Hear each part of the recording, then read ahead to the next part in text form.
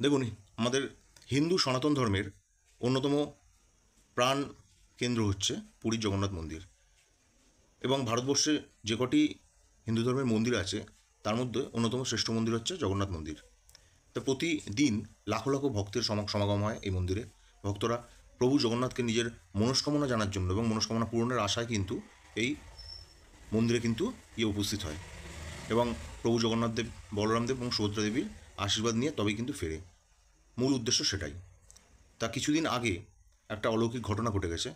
সেই অলৌকিক ঘটনাটা কী ছিল না, সেই অলৌকিক ঘটনাটা ছিল যে একটি ঈগল পাখি পতাকা নিয়ে উড়ছে আকাশে এবং মন্দিরের চারপাশে প্রদক্ষিণ করছে।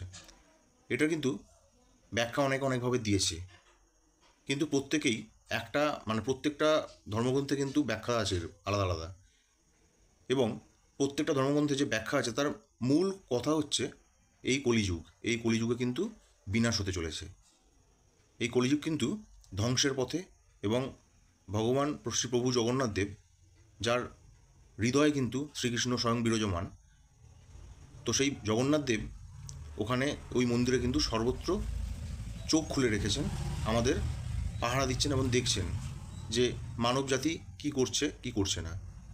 আজকে এই যে চারিদিকে এত নৈরাজ্য, মানুষ মানুষের প্রতি ভেদাভেদ, মানুষ মানুষের প্রতি ধৈর্য কমে গেছে মানুষের, এই সব জিনিসের কিন্তু একটাই কিন্তু তার প্রমাণ, যে এই মন্দিরের যে পতাকা, এই পতাকা কিন্তু খুলে নিয়ে একটা ঈগল পাখি চলে যাচ্ছে, উড়ে উড়ে চলে যাচ্ছে। এটা কিন্তু একটা বিনাশের একটা লক্ষণ। এর কারণ হচ্ছে, আমরা অনেকে শুনেছি, অনেকে জানি, অনেকে জানি না, যে পুরীর মন্দিরের আশেপাশে কিন্তু কোনো পাখি ওড়ে না। এটার কোনো বৈজ্ঞানিক যুক্তি এখনও পর্যন্ত কেউ দিতে পারেনি, কিন্তু তার সত্ত্বেও কিন্তু এটা বলা হয় যে কোনো পাখি পুরীর মন্দিরের চারপাশে কিন্তু দেখা যায় না। আমি অনেকবার গেছি, আমিও দেখিনি।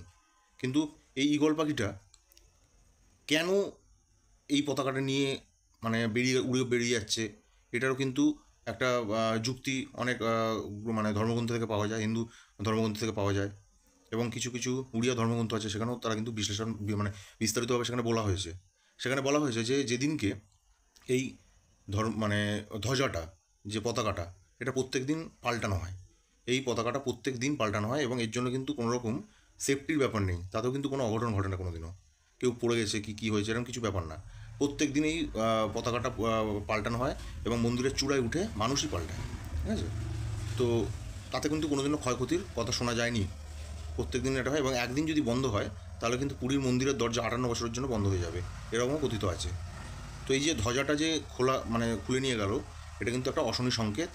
এবং বলা হয়েছে যে পুরীর একটা বিখ্যাত একটা ওখানকার স্থানীয় একটা ধর্মগ্রন্থে লেখা ছিল যে যদি কোনো দিন এরকম দেখা যায় যে কোনো পাখি, বিশেষ করে গরুর পাখির কথা উল্লেখ করা আছে, গরুর পাখি একদিন আসবে, এসে এই ধ্বজাটা নিয়ে উড়ে চলে যাবে। তো সেই চলে যাওয়ার পর স্বয়ং বাসুদেব উনি নিজে মর্তে আসবেন এবং এসে উনি বিনাশ করবেন যারা পাপ কাজকর্মের সঙ্গে যুক্ত তাদেরকে। তো এই ধ্বজাটা খোলা ঈগল পাখি নিয়ে চলে গেছে, অন্য কোনো পাখি নিয়ে যাচ্ছে না, এটাও কিন্তু একটা বড় প্রশ্ন। কারণ ঈগল পাখি কিন্তু গরুর পাখিরই সংকর প্রজাতি, গরুর পাখিরই বংশধর বলা যেতে পারে ঈগল পাখিকে। তো এর থেকে প্রমাণিত যে বিনাশকালে কিন্তু ভগবান নিজেই কিন্তু শ্রী শ্রী জগন্নাথ দেব নিজে কিন্তু এই জিনিসগুলো করাচ্ছেন। তো সুতরাং কলিযুগ যে শেষের পথে, এটা কিন্তু খুব ভালোভাবেই বোঝা যাচ্ছে।